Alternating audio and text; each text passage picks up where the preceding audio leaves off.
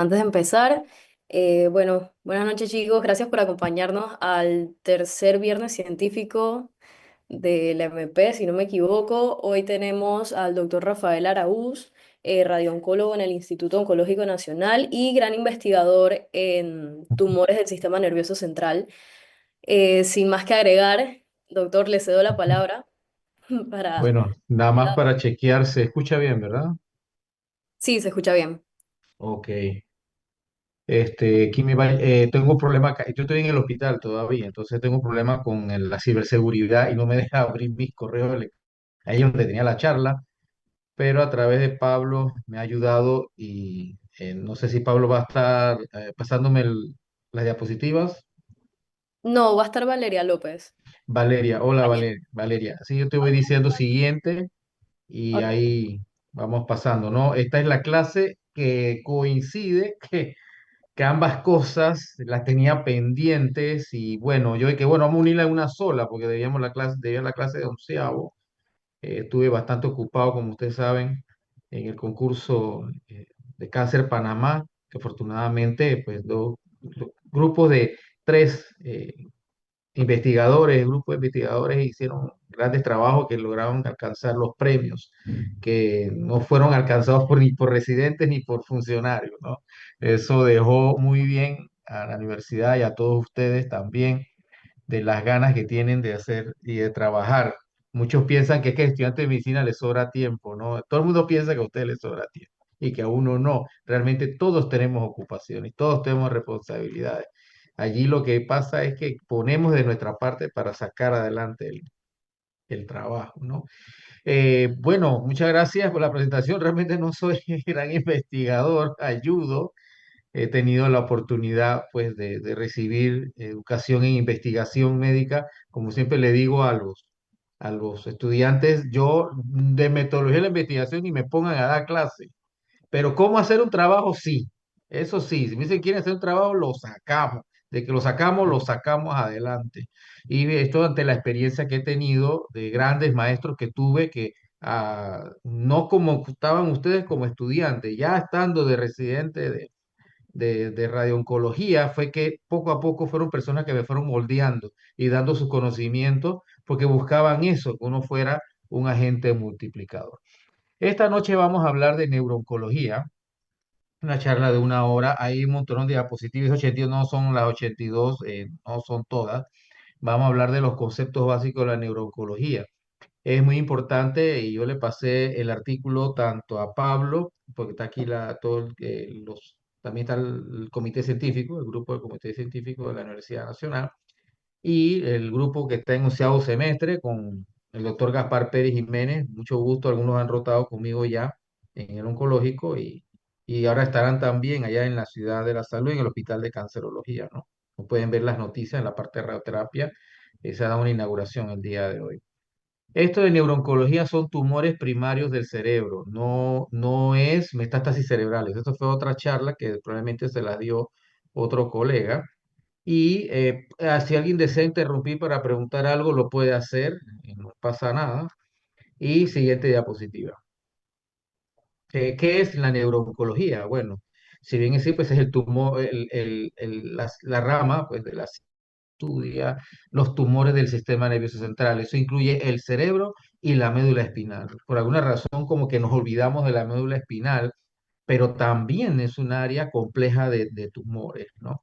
Y la neurooncología es una ciencia multidisciplinaria, la cual en nuestro país se encuentra desperdigada, pero en otros sitios hay áreas o hay departamentos de neurooncología que lo forman genetistas, patólogos, especialistas en medicina molecular, neuroradiólogos, departamentos de investigación, tanto investigaciones fase uno, fase 2, fase 3, investigación de alto nivel translacional, neurocirujanos, oncólogos médicos, radiooncólogos, pediatras, oncólogos, enfermeras oncólogas, tanto de adultos como de niños, psico-oncólogos, psicorehabilitadores y trabajo social. Entonces, es muy complejo las dimensiones que alcanza un departamento de neurooncología que no está formalmente establecido en Panamá, pero sí en cada área del Seguro Social, en el Santo Tomás, en el oncológico, en varios hospitales del interior, se ha ido incrementando especialistas en distintas ramas de neurociencia. Siguiente.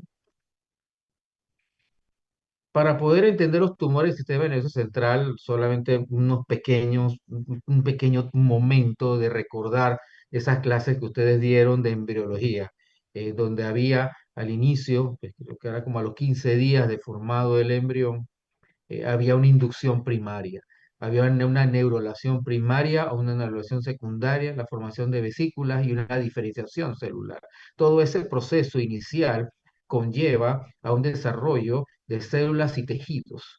Y en donde ese tejido, en donde se proceden las distintas células que conforman el sistema nervioso central, neuronales y no neuronales, y que de allí puede partir un tumor, benigno o maligno.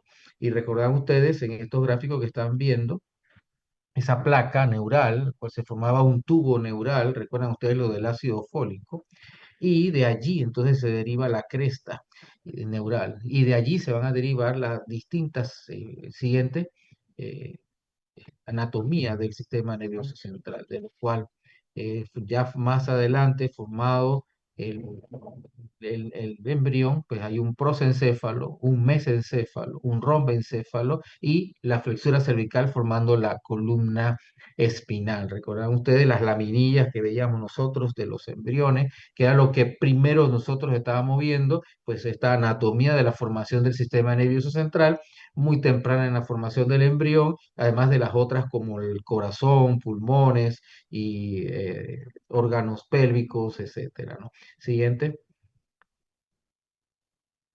De estas zonas del telencéfalo se va a originar la corteza cerebral, los ganglios basales, el bulbo olfatorio.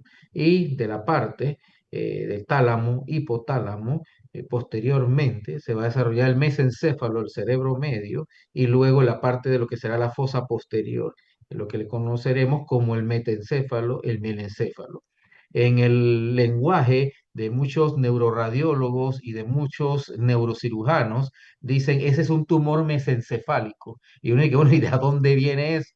Bueno, viene de una estructura del cerebro medio de la cual derivó en una época embrionaria. Entonces ya van relacionando que los tumores que se desarrollan tanto en el telencéfalo como el encéfalo, mesencéfalo, todo lo que tiene que ver con mielencéfalo, pues tiene un origen en una época embrionaria. Es porque un porcentaje importante de los tumores cerebrales se dan en la edad pediátrica y en la edad adolescente. Sí, siguiente. Repitiendo nuevamente, tres grandes secciones, prosencéfalo, mesencéfalo, rombencéfalo. Y de cada una de ellas, del prosencéfalo, interesa mucho que ahí se va a desarrollar los hemisferios cerebrales, todos los ventrículos laterales del cerebro. Del diencéfalo se va a desarrollar el tálamo, hipotálamo y tercer ventrículo. Del mesencéfalo va a derivar el acueducto de Silvio. Del metencéfalo y milencéfalo el cerebelo, la médula oblongada, el cuarto ventrículo y luego el cordón espinal. Siguiente. De su lado izquierdo pueden ustedes observar un tejido de la cresta neural. De ese tejido conformado de células van a tener una diferenciación. Hacia el lado superior, superior de esa cresta neural van a ver unas flechas azules que dicen neuroblastos y de ahí se van a desarrollar PNS del sistema nervioso periférico, ¿no? De ese sistema nervioso periférico de neuroblastos se van a desarrollar las neuronas gangliónicas, se va a desarrollar la neurona aferente primaria. Y del tubo neural, no de la cresta, sino del tubo neural en verde, se van a desarrollar las células ependimarias, de la cual circula el líquido cefalorraquídeo, los glioblastos, de los cuales se forma el astrocito, el oligodendrocito, y del neuroblasto en rojo, la flecha roja, pues será el sistema nervioso central, las propiamente neuronas. Cuando hablamos de tumores cerebrales, estamos hablando de la flecha amarilla, del tubo neural, del cual se forman los astrocitos, el cual el tumor se llamará astrocitoma, de lo cual se desarrollan los oligodendrocitos, el tumor se llamará oligodendroglioma, y de las células ependimarias se llamará ependimoma. Las células ependimarias, astrocitos y oligodendrocitos, los tumores que derivan de ahí le llamamos gliomas. Ese es el título general. Cuando hablamos de un glioma, estamos hablando de algún tipo de tumor que ha desarrollado de una de esas tres líneas celulares que derivaron del tubo neural. Siguiente. El cerebro, pues estructura ampliamente conocida por ustedes, un lóbulo frontal, parietal, occipital, temporal, y eso le llamamos nosotros supratentorio, lo que está por encima de la tienda del cerebelo, y la parte de la fosa posterior con el puente, la médula oblongada y el cerebelo, ¿no? Estructuras cerebrales interconectadas a través de distintos fibras nerviosas que transitan en distintas direcciones, las cuales conectan la corteza cerebral con la médula espinal y viceversa en distintas funciones, de tal manera que los síntomas relacionados a tumores cerebrales van a depender de la zona del cerebro en donde se den. De ahí es que es una enfermedad compleja, porque es un síntoma que puede ser común, como una cefalea, por ejemplo, y no necesariamente por una cefalea usted tiene un tumor cerebral, pero es un síntoma muy común de los tumores cerebrales. Poco a poco, en una consulta externa de atención primaria, como es muy poco probable que una cefalea sea por un tumor cerebral, nosotros siempre vamos a estar pensando en causas comunes, migraña, hipertensión arterial, algún uso de medicamentos, algún uso de abstinencia de algún tipo de drogas, golpes en la cabeza, sinusitis, dolor de oído, gripes, todas las cantidades, hasta meningitis. Y muchas veces el hecho de pensar en un tumor cerebral y cefalea no es hasta que haya un déficit neurológico focal agregado o una convulsión. ¿Entiende? Es importante recordar la circulación de líquidos de cefalorraquídeo, este líquido cristal roca, el cual ustedes pues, reconocerán cada vez que rotan por pediatría más que en la parte de medicina interna de adultos, que se hace pues la punción lumbar. Antes de hacer una punción lumbar a cualquier paciente por cualquier causa, hay que hacer un fondo de ojo y descartar que no tenga un papiledema. Aquí recordamos en esta lámina la circulación de líquido cefalorraquídeo, de lo cual va primero desde los ventrículos laterales, luego pasa al tercer ventrículo, luego al agujero de Monroe, luego al acueducto cerebral, o cuarto ventrículo, luego al agujero de Magendie-Luschka, luego a la cisterna magna y vuelve a circular por todo el área zonoidea, ¿no? Recordará que el líquido cefalorraquídeo es un ultrafiltrado del plasma, la cual tiene ciertos parámetros que se miden, como la glucosa, la albúmina y demás proteínas que pueden dar y orientar algún diagnóstico usualmente inflamatorio y no inflamatorio. En el caso de neurooncología, lo que debe estar es ausente de células malignas, ¿no? Un líquido cefalorraquídeo que presenta una célula maligna, ya sea por leucemia o por otro tipo de enfermedad, pues eso es altamente sospechoso de una diseminación a través del líquido cefalorraquídeo. Esa diseminación maligna nosotros le llamamos carcinomatosis meningia o le llamamos también leptomeningitis maligna, ¿no? No meningitis que sea bacteriana, sino una meningitis neoplásica. Y recorrerá alrededor de todo ese líquido cefalorraquídeo. Son solo algunos tumores cerebrales los que pueden tener esa diseminación por el líquido cefalorraquídeo. Entre eso está en niños el meduloblastoma, que nace en el cuarto ventrículo del cerebro. Puede estar también los tumores de la glándula pineal. Muchos de ustedes a lo mejor no se recordarán de esa pequeña glándula localizada cerca del atrio, salida del tercer ventrículo, la glándula pineal. También los ependimomas pueden tener circulación por líquido cefalorraquídeo y claro, si el líquido cefalorraquídeo se filtra a través de los plexos coroideos, el cáncer que nace en los plexos coroideos se llama asimismo carcinoma de los plexos coroideos o tumor de los plexos coroideos. Y ese tipo de enfermedad se puede facelar y circular y hacer metástasis del cerebro a la columna espinal. De ahí que es importante recordar el recorrido del líquido cefalorraquídeo, siendo particularmente estos tipos de tumores, meduloblastoma, ependimoma, tumores germinales, tumor de plexos coroideos, enfermedades que pueden tener no solamente una diseminación dentro del cerebro, sino a través de todo el líquido cefalorraquídeo y la médula espinal. Siguiente. Dependiendo de la localización en la cual se encuentra el tumor cerebral, el paciente puede tener síntomas. Si el paciente tiene problemas o alteraciones del estado de la conducta o del razonamiento, pues puede estar localizado en el lóbulo frontal, la neoplasia.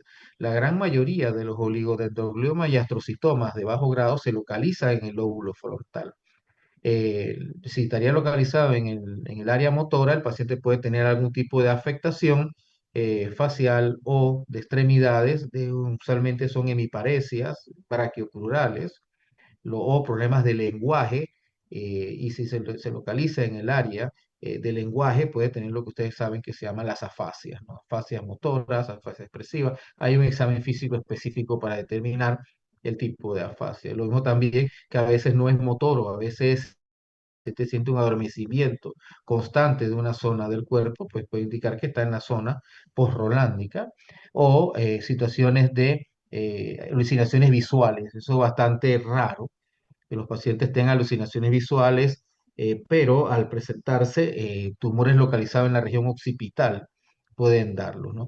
El UNCUS puede dar algún tipo de sintomatología olfatoria, ¿no? Esa área del UNCUS se encuentra pues, en el lóbulo temporal y se pueden dar también lo que se conoce como las convulsiones del lóbulo temporal, incluso manifestaciones psiquiátricas. Pacientes que han sido tratados como psiquiátricos durante años, hasta que por alguna razón alguien rotó por ahí, rotó un residente, un médico interno que pues le mandó un CAT cerebral, se cayó de la cama, se golpeó, lo atropelló un carro y cuando le hacen el CAT o la resonancia cerebral, sucede que todo venía de un tumor cerebral que no era maligno y dio toda esta sintomatología. De esto no podemos olvidar la hipófisis. También se pueden desarrollar tumores en esta zona, conocido como macroadenoma de la apófisis y dar síntomas visuales. Siguiente. Es compleja la situación de la irrigación del sistema nervioso central y para nosotros es muy importante conocer desde el punto de vista de oncología esta barrera hematoencefálica. Es en donde el glóbulo rojo logra pues, depositar la hemoglobina y también este ultrafiltrado del plasma el poder llegar al sistema nervioso central. Esta barrera, que es una barrera muy dura de atravesar por macroproteínas, no permite que medicamentos, macromoléculas tipo quimioterapia, entren al cerebro, pero sí llega a atravesar a través de esos pericitos, a través de esa barrera hematoencefálica, incluso células malignas, por eso que se hacen metástasis en esos casos, ¿no? Y hoy día se intenta hacer investigación en moléculas que sean nanopartículas que puedan atravesar esa barrera hematoencefálica para atacar tumores del sistema nervioso central. De allí que el cerebro se vuelve un santuario para las leucemias, se vuelve un santuario eh, para algunos tumores como el cáncer de pulmón, por ejemplo, de células pequeñas en la cual logran atravesar al cerebro porque la quimioterapia no llega hasta allá. El desarrollar medicamentos que puedan atravesar la membrana hematoencefálica incrementa el desarrollo de tratamientos más dirigidos o tratamientos de precisión en medicina, ¿no? Ahí que es una zona de investigación molecular muy importante, conocer esta barrera que tiene uniones importantes entre la célula endotelial interna, el pericito, y las extensiones de los astrocitos. Siguiente,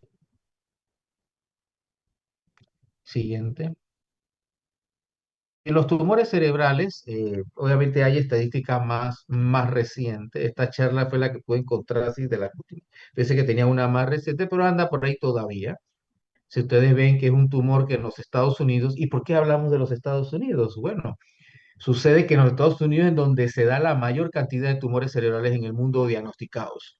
¿Sí? Europa, el centro de Europa, el centro y el este de Europa es en donde más pueden también identificarse y ya comienza a bajar hacia la región de Latinoamérica y otras regiones que tienen pocos accesos. Y eso se debe al poco ingreso a las resonancias magnéticas. ¿Sí? Que en la cual, pues muchas veces muchos diagnósticos de epilépticos resultan ser tumores cerebrales que no fueron diagnosticados o enfermedad cerebrovascular y no fue detectada adecuadamente, un estudio de imagen adecuado. Los nuevos casos que se dieron para el 2020 fueron 24.000 y muertes 18.000. Se darán cuenta de que se mueren 18 de 23, es de una alta letalidad, una incidencia de 6,5 por cada 100.000 habitantes y una mortalidad de 4,4. Lo mismo, mueren 4,4 de 6,5, pues es una letalidad muy importante. Siguiente. Al año en los Estados Unidos, en adultos, la incidencia en adultos es alrededor de unos 22 por 100.000 habitantes, siendo los malignos menos comunes que los no malignos o benignos. Los no malignos son alrededor de 7 por 100.000 y los no malignos 15. O sea, más o menos los tumores cerebrales benignos o no malignos son el doble de los malignos. Y el tumor cerebral más común maligno es el glioblastoma. Es el 46% de todos los tumores malignos y el 15% de todos los tumores del sistema nervioso central.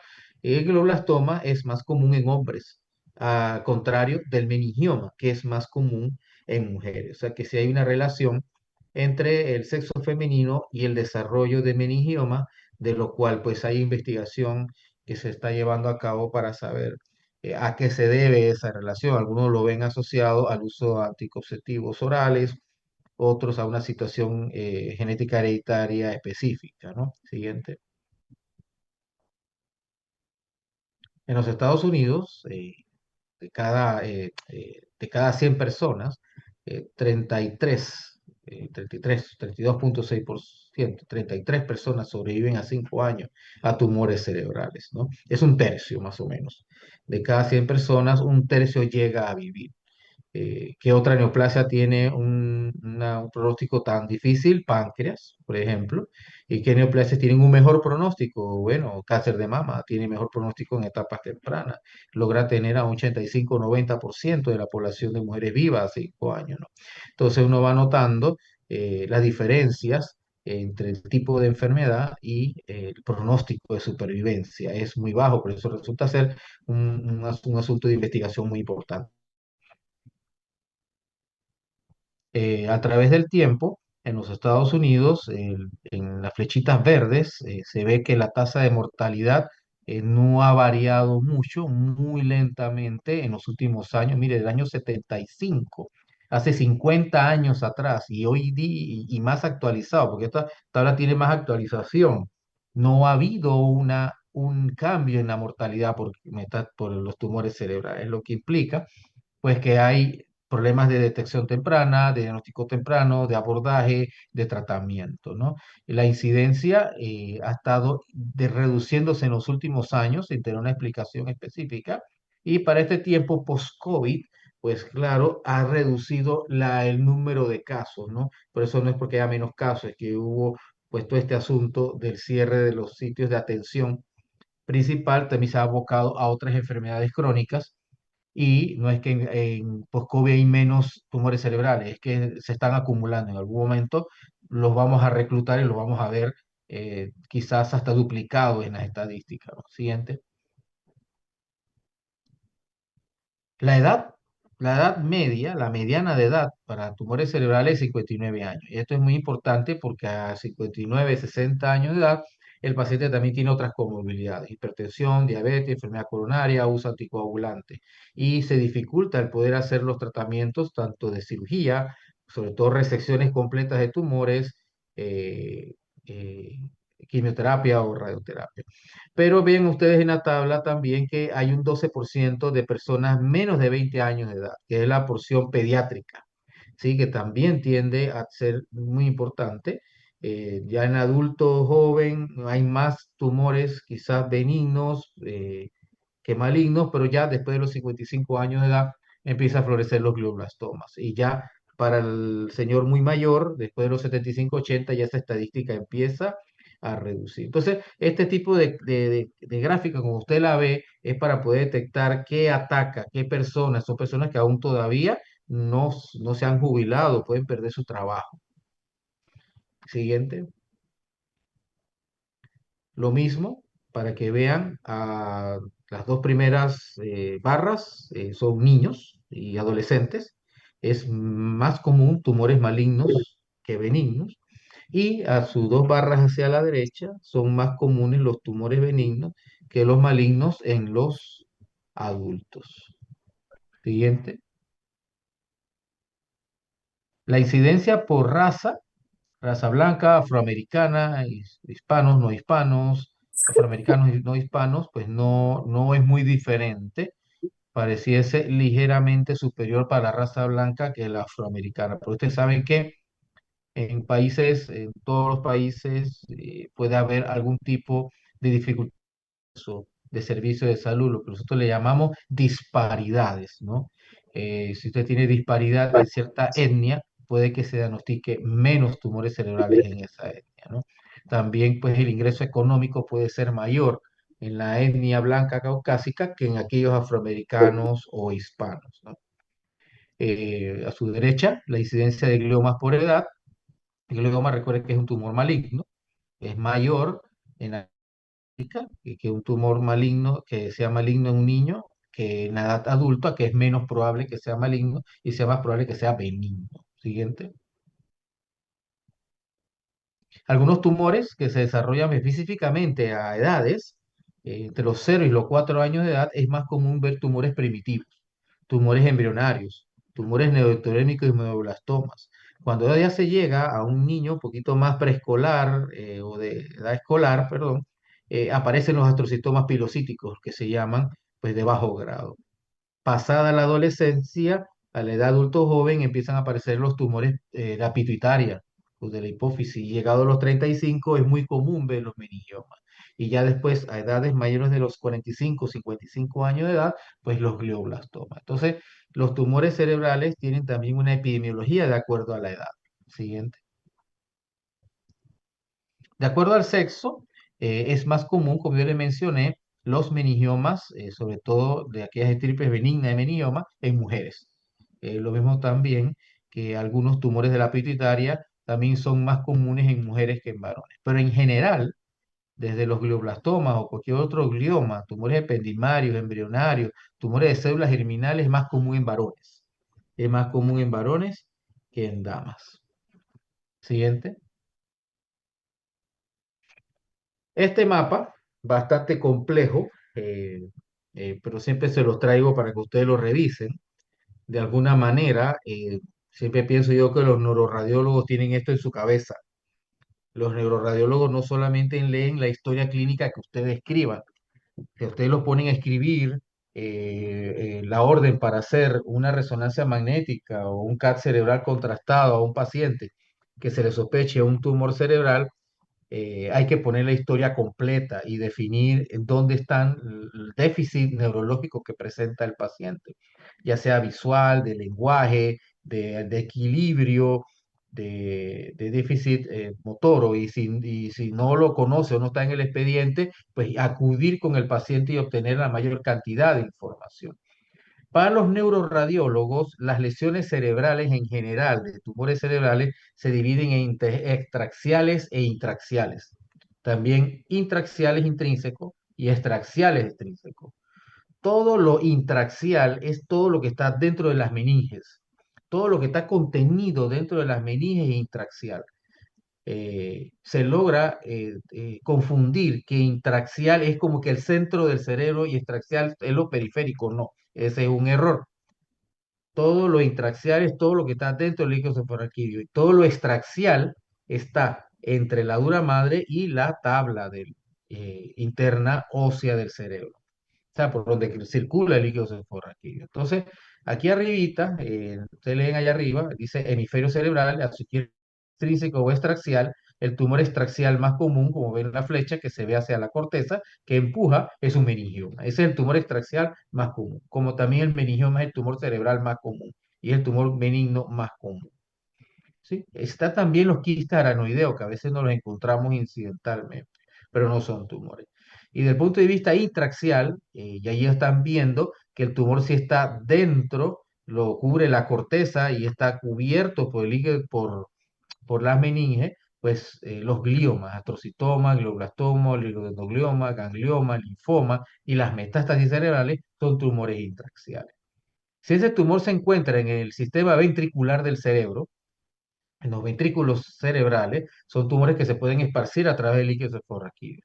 Y ahí se mencionan algunos: el papiloma o el tumor de plexosporideos, el ependimoma, el germinoma, que ya lo hemos mencionado, que tienen esta circulación, teratomas, hay meningiomas también dentro del ventrículo, a pesar de que no estamos hablando de un desarrollo de las capas durales, el pineoblastoma y el astrocitoma. Hay tumores de la región de la glándula pineal que están compartidos con el sistema ventricular. Entre estos, nosotros vemos mucho en niños germinomas y tumores pineales que se llaman pineoblastomas o pineocitomas. Son tumores que se desarrollan en la glándula pineal. Estos niños tienden a tener mucho déficit visual, sobre todo de campos temporales, con cefalea y hidrocefalia, ¿sí? Usualmente entre la edad de la adolescencia, por ahí anda estos tumores.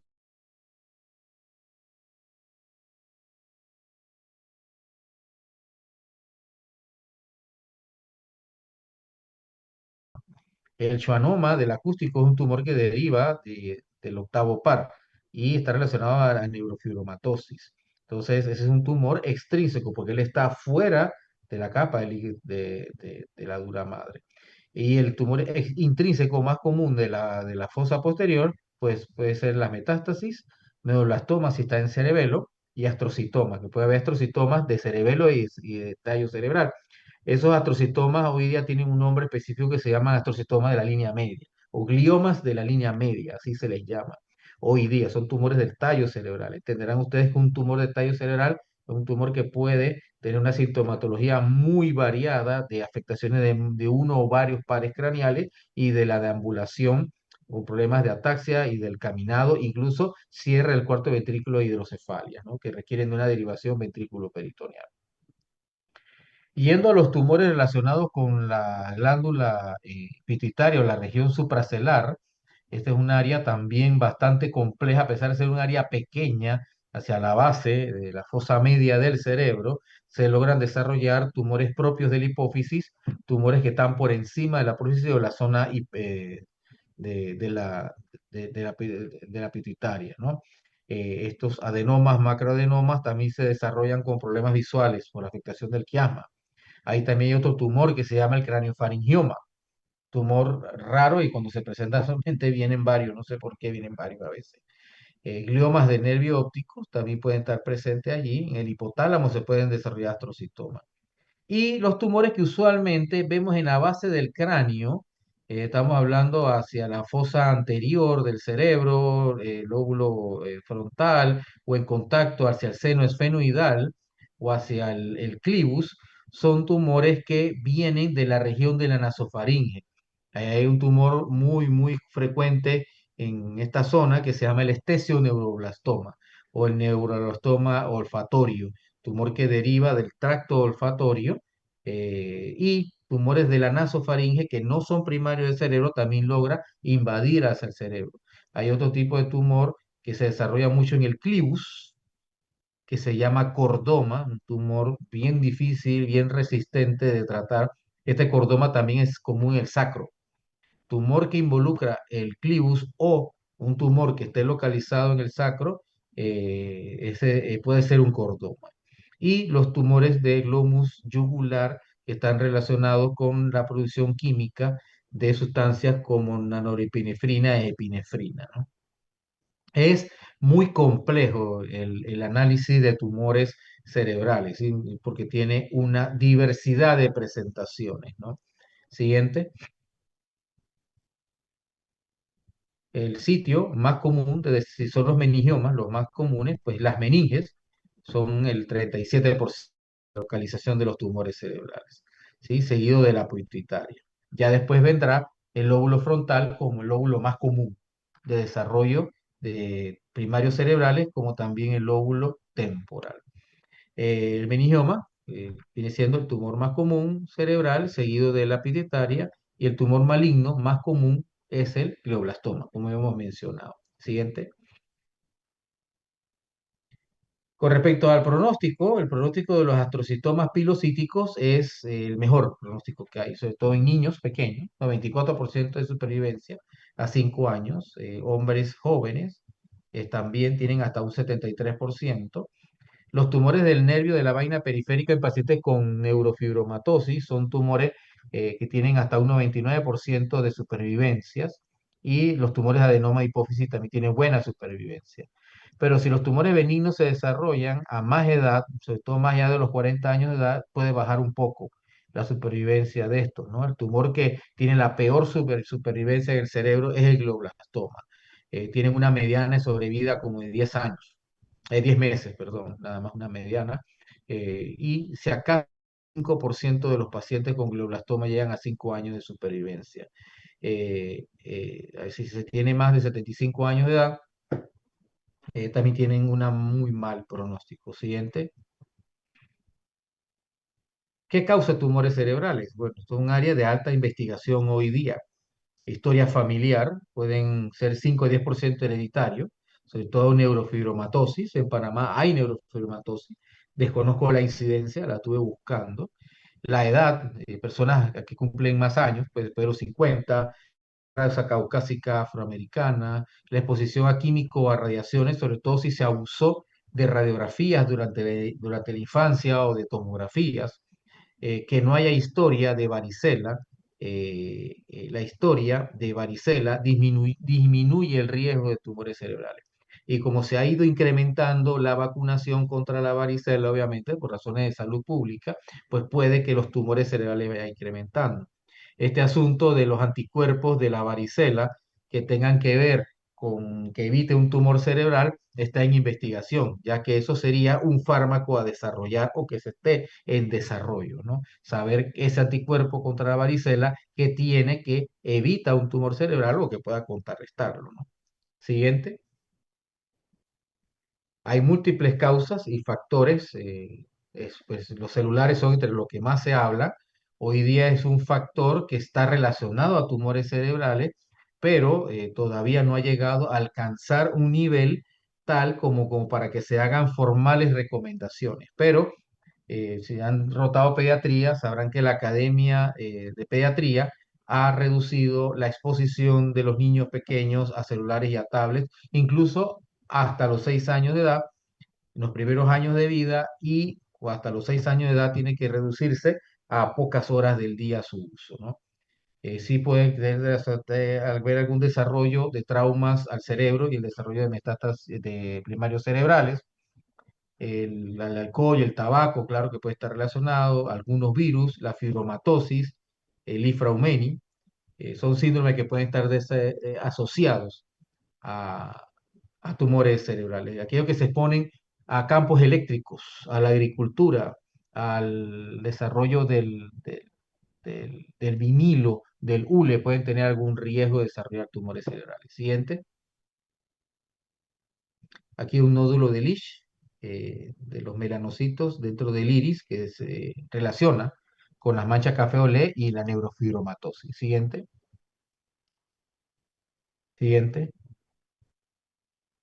La clasificación que se utiliza hoy día es una clasificación muy amplia de tumores cerebrales. Hay una cantidad enorme de histológicos de tumores cerebrales.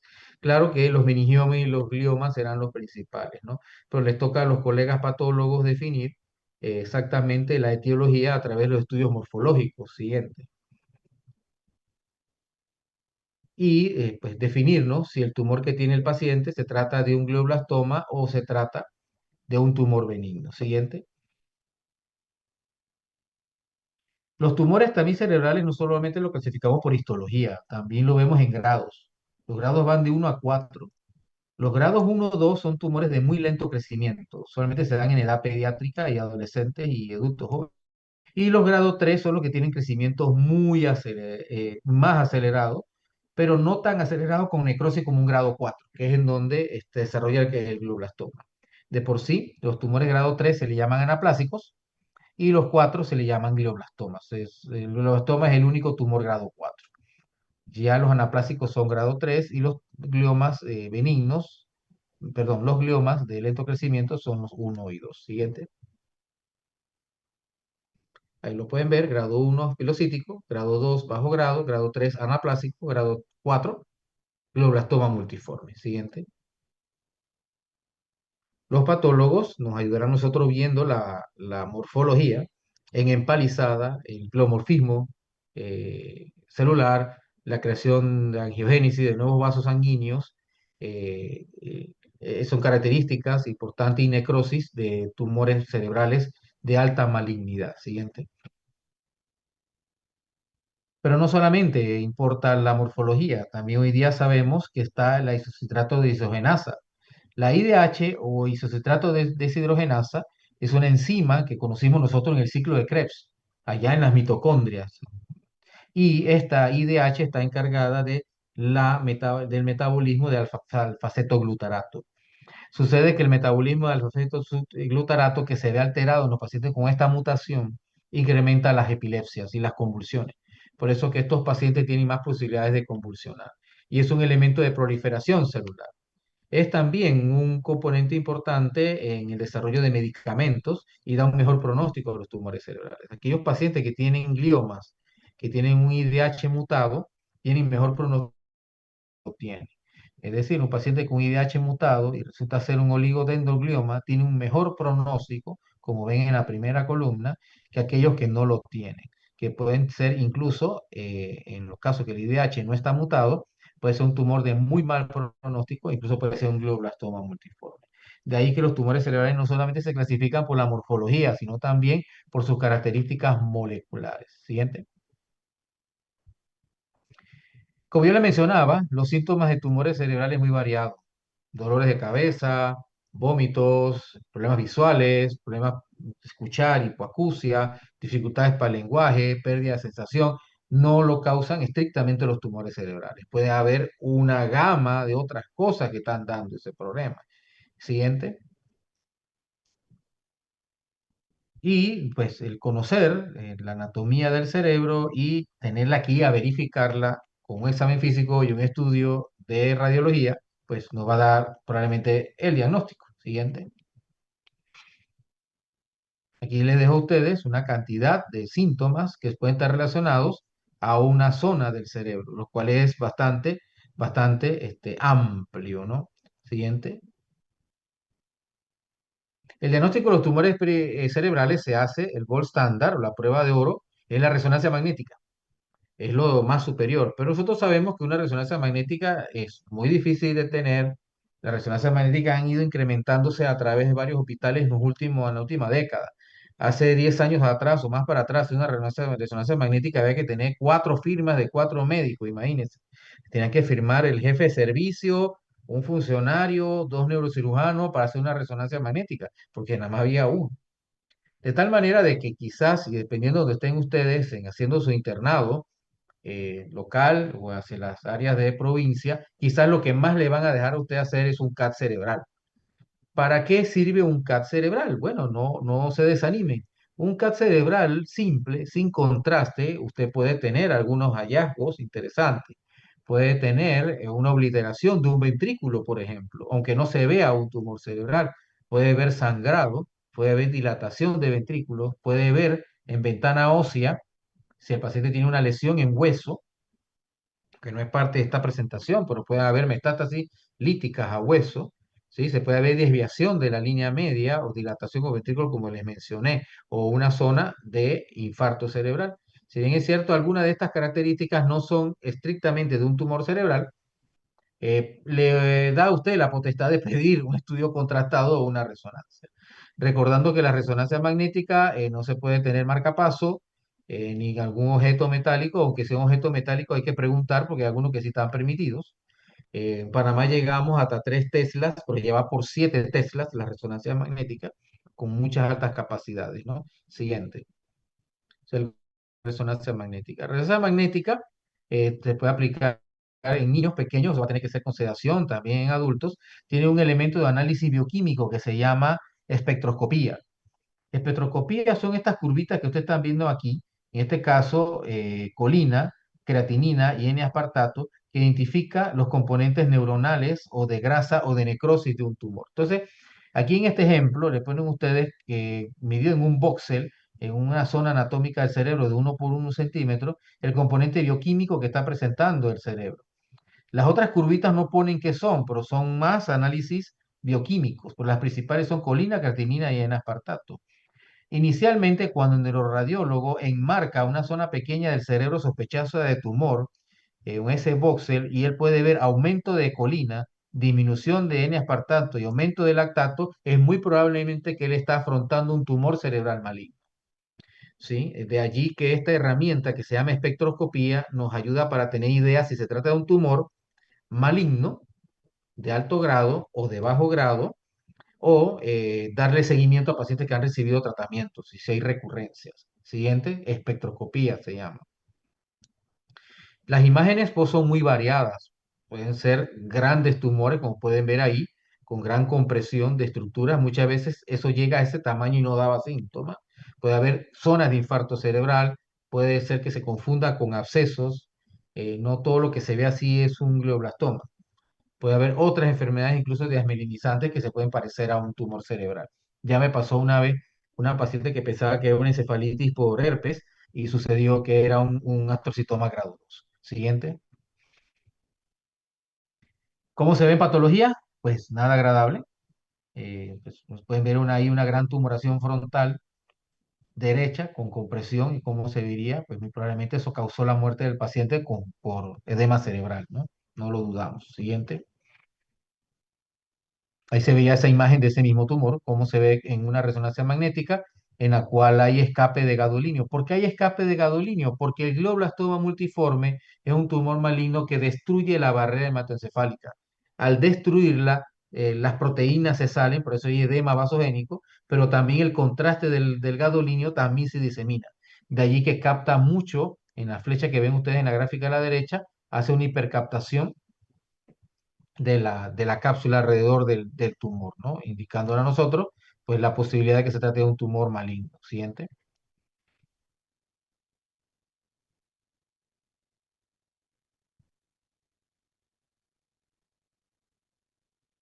¿Cuál es el tratamiento de los tumores cerebrales? Principalmente, pues está la cirugía. Aquellos pacientes que se operan y que tienen una cirugía exitosa pueden ir a radioterapia. Aquellos que no se pueden operar también pueden recibir radioterapia. Sin embargo, hoy día los tratamientos de cirugía y radioterapia tienen el mejor éxito en evitar recaídas, sobre todo en glioblastoma, en tumores malignos, ¿no? La quimioterapia, como le había mencionado, tiene la dificultad de que no entra bien la barrera hematoencefálica. Sin embargo, sí se han creado algunos tratamientos. Esteroides y anticonvulsivantes son utilizados sobre todo dexametasona, más que hidrocortisona, porque la dexametasona logra tener un efecto mineralocorticoide más bajo, ¿no? Pero glucocorticoide muy alto. De ahí que la dexametasona causa muchas crisis de hiperglicemia, sobre todo en diabéticos. Aquellos pacientes con gliomas de bajo grado tienen más posibilidades de convulsionar que aquellos pacientes de alto grado, ¿no? También se utilizan campos eléctricos, ahora les voy a enseñar cómo se ven los campos eléctricos portátiles y claro que cuidados paliativos. El tratamiento de un paciente con tumor cerebral va a depender del tipo de tumor, el tamaño, el grado, la localización, dónde está localizado el tumor, de la edad del paciente y sus antecedentes médicos y de qué síntomas tiene el paciente. No todos los tumores cerebrales se operan. Si los tumores gliomas son de bajo grado y no causan síntomas, se pueden vigilar. Y si un tumor es de muy alto grado y está localizando muchos síntomas, probablemente lo van a operar. Entonces se requiere de un tumor board, una unión de médicos de varias especialidades para definir qué tipo de tumor tiene el paciente, ¿no? A diferencia de otras enfermedades como cáncer de mama o como cáncer de pulmón o cáncer de próstata, en lo cual te hace una biopsia primero y luego opera, aquí usualmente se entra a operar para hacer ya sea biopsia y cierran o ya sea quitan lo que hay que quitar y cierran, ¿no? En otras veces han escuchado que han operado dos veces, pero es porque le han puesto primero una derivación ventrículo-peritoneal a través de una craniotomía frontal y la otra craniotomía sucede ser la operación del mismo primario en un segundo tiempo, ¿no? El abordaje del neurocirujano hacia qué parte va a ser la craniotomía dependerá de la localización anatómica supratentorial o cirugías de la fosa posterior. Recordando que niños que se operan de la fosa posterior por un tumor tipo neuroblastoma van a estar mudos y atáxicos unos días después de la operación. Eso se le llama síndrome de fosa posterior. Más o menos son de 4 a 6 semanas en el cual el niño va a estar mudo y poco a poco va recuperando la funcionalidad. Eso lo digo porque pueden confundirse y pensar que el niño quedó con un déficit neurológico, ¿no? Pero no, y nosotros para radiarlos, usualmente niños mayores de 3 años de edad, que los tenemos que radiar, pues tenemos que esperar que pase ese mutismo. Siguiente. La cirugía, el neurocirujano remueve el tumor o parte del tumor. Tiene gran importancia en aquellos pacientes que tienen síntomas neurológicos, ya sea cognitivos o déficit de alerta o motoros. Y es importante para obtener qué tipo histológico de tumor estamos viendo. Quizás la excepción para operar, aunque no es totalmente contradictorio, contraindicado, son los tumores del tallo cerebral. Entenderán ustedes que operar un tumor del tallo cerebral e incluso operar tumores de ganglios de la base, como un tumor talámico, no es cosa sencilla en no causar un daño o la muerte al paciente, ¿no? De ahí que es importante esto, pero el desarrollo de la neurocirugía ha sido muy importante en los últimos años, ¿no? Pues cirugía con pacientes despiertos, haciendo tractografías de resonancia antes de operarlo, quirófanos que tienen resonancia dentro del salón de operación para medir el residual antes de cerrar la craniotomía, y la guía de la cirugía utilizando la 5-ALA, que es una tinción que nos sirve para diferenciar el tumor cerebral de tumor maligno y aumentar el grado de resección. Siguiente. El mapeo cerebral previo a la cirugía es importante para reducir ¿cómo se llama? Efectos secundarios o déficit motoros o sensitivos después de la cirugía. En este caso vienen ustedes aquí una cirugía parietal. El neurocirujano marca con electrodos en donde están los distintos sitios del paciente por donde va a atravesar y trata de operar a través de ellos evitándolos, ¿no? Hasta donde se pueda, para dejar al paciente el menor déficit, ¿no? Muchas veces, cuando no pueden operar, pues al paciente se le explica que no se puede hacer una resección completa porque estamos ante una región elocuente. Región elocuente es una región que implica algún tipo de funcionalidad para el ser humano. Habla, motor de extremidades, de lenguaje, cerebro, pensamiento, son importantes en estos casos. Siguiente. Cirugía con paciente despierto, se ha hecho en Panamá, creo que vieron en las noticias hace unos meses atrás, ya se hace, en este caso el paciente, obviamente la parte de la craniotomía se hace con el paciente dormido y luego se despierta para poder saber si mantiene funcionalidad. Por eso que ven ahí el guitarrista tratando de ver que él mantenga su funcionalidad o el habla, ¿no? Mover sus brazos y sus piernas, tener un mejor monitoreo de la neurocirugía. Y la tinción de 5-ALA, de 5-alanina, pueden ver ahí, donde se ve rosado es tumor cerebral, donde se ve azul es tejido cerebral normal, el 5-aminoleucínico. Siguiente, un quirófano, en donde no solamente se hace la cirugía con neuronavegación, sino que en el fondo hay una resonancia magnética. Entonces, simplemente es de girar la mesa después del acto operatorio, hacer una resonancia y saber si hay residuo y si no, pues continuar haciendo la resección hasta donde sea posible, ¿sí? De esta manera incrementar el grado de resección, ya que es un factor pronóstico importantísimo, sobre todo en los tumores de glioma de alto grado. El no dejar o dejar el mínimo de residual para la radioterapia. Siguiente. Radioterapia es el uso de ondas electromagnéticas y partículas atómicas con capacidad de ionización. Es ionización la producción de electrones. Los mismos van a destruir cadenas de ADN, ¿no? Esa clase se la dio el doctor Gaspar Pérez Jiménez. En la primera clase, esto utiliza equipos de radiación que se llaman aceleradores lineales. Son tratamientos que se dan de lunes a viernes, una vez al día. Una radioterapia puede ser tan corta como 5 sesiones. Eso se le llama radiocirugía, de unas 5 sesiones ya hasta 30 días de sesiones son radioterapias fraccionadas, ¿sí? Siguiente. Es una especialidad que utiliza equipos especializados. Esta es una de las máquinas que se utiliza para radioterapia, que se llama acelerador lineal, pero en otras partes del mundo hay brazos robóticos, que se llama CyberKnife. Hay también cascos, ese se le llama Gamma Knife. No hay en Panamá estas máquinas, hay aceleradores lineales, sí, en el oncológico y en privada, que emiten una haz de radiación muy fino para tratar delicadamente un tumor cerebral en cualquier parte del cerebro o de la médula espinal. Siguiente. La planificación de la radioterapia requiere de una tomografía para poder identificar en dónde está la lesión y un sistema estereotáxico para localizar la lesión y ser tratada con altas dosis de fracción de radiación, evitando que el tejido sano sea comprometido. Siguiente. Radioterapia craneoespinal, cuando escuchen que un niño, que es lo más común, va a ser llevado a a una radioterapia craneoespinal, va a involucrar la radiación a todo el cerebro y a toda la columna espinal en una primera fase. Aquí ven el niño acostado boca abajo. Esta es la mesa hacia la parte anterior y lo que ven ustedes que en azul, en rosado, es la zona que vamos a radiar. Porque este niño hay que radiarle la cabeza y toda la columna espinal, porque el medulastoma es un tumor del cuarto ventrículo y él es facela líquido cefalorraquídeo y puede haber tenido diseminación por todo el líquido cefalorraquídeo. Entonces él tenía una primera fase de radiación al cerebro y a toda la columna espinal, más o menos son como de unas dos semanas y media, y luego, para completar las 5 semanas o 6 semanas de radioterapia, se le da radiación solamente al sitio del cuarto ventrículo. Hoy día se intenta dar ese tipo de radioterapia causando a la región cognitiva. Entenderán ustedes que entre más temprana es la persona y recibe una radiación cerebral, las posibilidades de pérdida de memoria son más altas.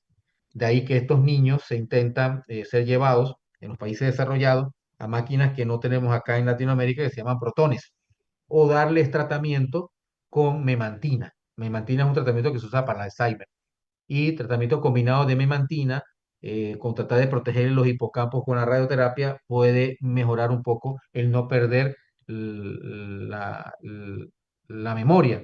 Entonces, no será raro en niños pequeños, adolescentes, que recibieron radioterapia cerebral y usted por alguna casualidad les tocó verlos en evolución por otras causas que fueron al cuarto de urgencia o fueron internados por otras razones. Estos niños tienen cierto déficit y no lograron terminar la escuela como se debe, ¿no? Siguiente. Una máquina de acelerador lineal y a su izquierda una planificación de la radiación con tomografía. Es un gran tumor cerebral, muy probablemente un glioblastoma multiforme. No hay que radiar todo el cerebro, pero sí recibe una buena parte del cerebro, recibe radiación. Se protege muy bien los ojos, los oídos, para que no tengan efectos secundarios por la radioterapia. Quizás podemos proteger un hipocampo, o sea que el hipocampo es la zona de la memoria, ¿no? Hipocampo izquierdo, que el izquierdo se va a ver muy comprometido en este caso. Quizás el derecho se puede preservar para que se mantenga cierta funcionalidad parcial de la memoria. Siguiente. Quimioterapia, como le decía, pues detiene el ciclo celular.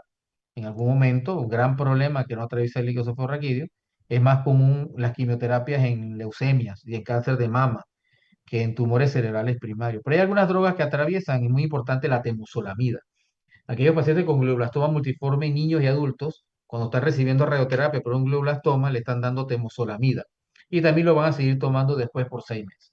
La temozolomida es un agente alquilante que sí atraviesa la barrera hematoencefálica. El irinotecan, quimioterapia, y el bevacizumab, que es un antiangiogénico, que no es quimioterapia, también atraviesan la barrera hematoencefálica para tratamiento de glioblastoma. Hay una quimioterapia muy especial para aquellos pacientes con oligodendrogliomas, sobre todo si presentan la delección 1p19q, que es a través de procarbazina, carmustina y vincristina. Esas quimioterapias son más para niños y adolescentes. Y hay un campo importante en el uso de la inmunoterapia, sobre todo agentes anti-PDL1, inhibidores anti-PDL1 para el tratamiento de tumores cerebrales, sobre todo glioblastoma. Y también está el área de las vacunas también. Siguiente. Aquí está cómo trabaja la temozolomida. Atraviesa la membrana celular, llega al núcleo y de ahí produce una metilación del ADN. Y esto produce en las células de glioblastoma la apoptosis. Siguiente. Estos son los campos eléctricos, son una batería. Se ha visto que el campo eléctrico dirigido a un tumor cerebral y que tira ciertas descargas, la persona no queda eléctrica, simplemente el campo eléctrico origina un campo electromagnético a profundidad que llega al cerebro, detiene la proliferación celular. Es una estrategia de tratamiento muy poco usada en Panamá, pero se utiliza en los Estados Unidos y en Europa. El equipo se llama Novo TTF y ya incluso ya hay con baterías más pequeñas. ¿sí? Esto lo transporta el paciente en su espalda y puede salir a su casa. Hay que cambiar y limpiar los nodos 2 veces al día y lo usa todos los días hasta dormir. Siguiente. El COVID ha traído algunos cambios en el manejo de los glioblastomas, ¿no? Ya hoy día estas recomendaciones con respecto a la quimio, a la radio, a la cirugía han quedado ya fuera, no se están dando hoy día, pero sí estamos viendo las consecuencias de aquella época. ¿Sí? Aquella época en donde había cierre de la resonancia, de la consulta externa, pues aquellos tumores que no se diagnosticaron a tiempo quizás están dando convulsiones ahora, ¿no? Entonces, muchos de estos síntomas ya estos pacientes tenían síntomas de aquella época. Aunque los servicios neuroquirúrgicos se mantuvieron abiertos, también el oncológico se estuvo abierto, pues sí se detectó cierta disminución en la detección de tumores años después de pandemia y cierta reclutación de nuevos pacientes para esta época. Siguiente.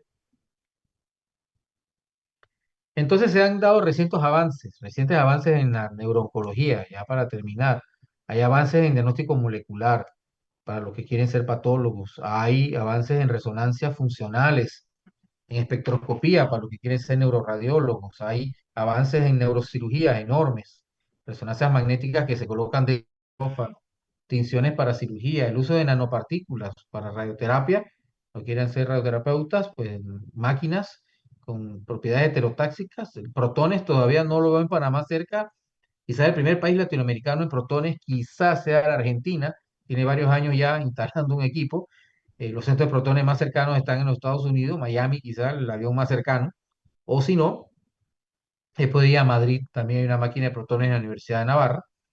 Y el área del hipocampo y preservar la memoria de los pacientes, sobre todo niños, un área inmensa de investigación. ¿Sí? Tratar de que el niño crezca o adolescente y que tenga una profesión, ¿no?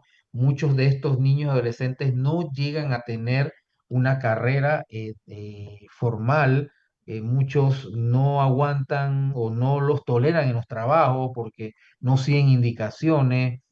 He visto algunos que han podido ir al IPE y poder terminar alguna carrera técnica, estamos hablando de elaboración de piñatas, por ejemplo, porque algún día los padres de este muchacho, sobre todo si sobrevivió un tumor cerebral, no van a estar. Y hay que ver, pues, ellos de qué van a seguir viviendo. Bueno, ya con esta última diapositiva terminamos la clase de lo que son tumores cerebrales. Es una introducción muy amplio hablar tumor por tumor, es prácticamente un texto, hablar de tumor por tumor. La neurooncología es prácticamente un curso entero de semestre para poder tocar todos los tumores cerebrales. Pero lo que se quería, pues, es ver esto y que esto estuviera dentro de su conocimiento como médicos internos, residentes a futuro, médicos generales en los cuartos de urgencia, médicos especialistas, tanto los que quieran hacer pediatría como los que quieran hacer pediatría, como los que quieran hacer medicina interna y especialidades en neurociencias, se van a encontrar con tumores cerebrales, ¿sí? Y se van a acordar siempre de estas presentaciones cuando pasen visita y se encuentren algún tipo de neoplasia cerebral, de la cual ya tendrán ustedes más ideas, ¿no? Bueno, estoy atento si hay alguna pregunta.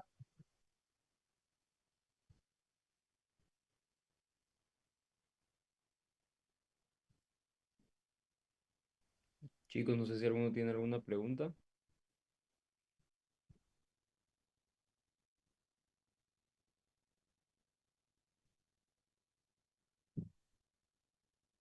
Siempre recordar que cuando usted en un examen ve una pregunta que diga ¿cuál es el tumor cerebral más común? La respuesta a esa pregunta es metástasis cerebrales. Si a usted le pregunta cuál es el tumor primario benigno cerebral más común, es el meningioma. ¿Y cuál es el tumor cerebral maligno más? Es el glioblastoma. ¿Sí? Eso es importante. Y el tumor cerebral primario del cerebro más común es el meningioma. ¿Sí? Pero si le pregunta cuál es el tumor cerebral más común, sin decir ni primario ni secundario, son las metástasis cerebrales. ¿Sí? Bueno, ha sido un placer y ya cumplimos también con onceavo semestre que me tenía preocupado que no había podido avanzar en esto. Y al comité científico, pues muchas gracias también por la invitación. Este tema realmente lo sé a través del tiempo, porque así lo es incluso dentro de la oncología, atrae a muy pocos.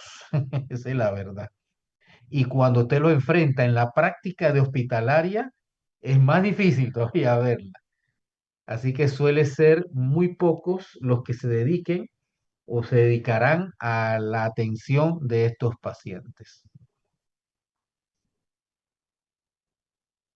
Creo que también vale la pena resaltar la participación de Pablo en un trabajo de metástasis cerebrales con el grupo también, comité científico, ganaron el tercer lugar con metástasis cerebrales en cáncer de mama, ganaron el tercer lugar del premio Cevaxin y también el grupo del doctor Francisco Palma que ganaron el primer lugar con la IDH mutado y no mutado, ganaron el primer premio Cevaxin. Hubo un segundo lugar también de la doctora Daniela con cáncer de mama y BIRATS. Eso es un enorme orgullo para todos ustedes porque ese es el fruto del trabajo de lo que ustedes están haciendo han llevado al comité a un nivel superior y yo sé que te va a falta más todavía y ojalá se sigan uniendo más jóvenes en todas las ramas. No tiene que ser neurooncología, obstetricia, pediatría, patología, radiología, y que tienen un buen asesoramiento de estudiantes de semestres más superiores que también pueden apoyarlos a ustedes en desarrollar, sigan desarrollando las redes sociales, eso me parece muy útil. Si a mí me llegó, a eso le llegó a todo mundo. Así que yo digo eso. Así que, bueno, si no hay ninguna otra pregunta, pues espero verlos rotando en el oncológico y a lo del comité científico, pues sí, si necesitan alguna ayuda en el asesoramiento de trabajo, con mucho gusto, ahí los podemos ir viendo.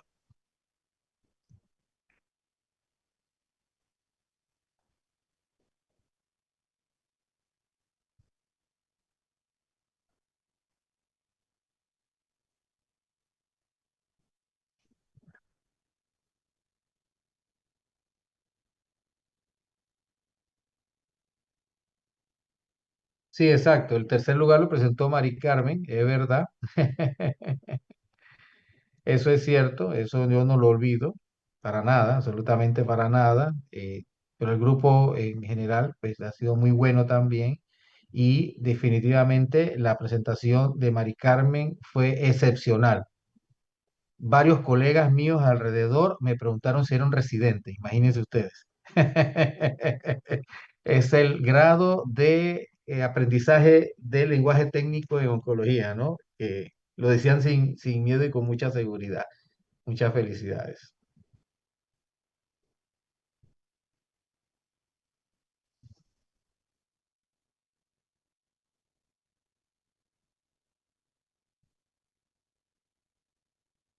Bueno, doctor, de parte de tanto el comité científico y también la revista médico-científica, le damos gracias por brindarnos hoy la excelente docencia. También de parte de los muchachos de onceavo semestre, me imagino. Eh, Así que esperemos seguir trabajando, esperemos que podamos tenerlo ya en otra ocasión presencial para que vean las presentaciones que tenemos por acá también. Y nada, muchísimas gracias y esperamos verlo pronto. Que tengan excelente noche. Gracias por el certificado. Muchas gracias. Hasta luego. De los de onceavo, alguna cosa que haya que agregar, yo creo que hacía falta otra clase. Si no, pues para decirle al colega que falta otra clase, con mucho gusto, si no lo veo allá en el guión en las rotaciones, ¿ah? Que tengan excelente noche.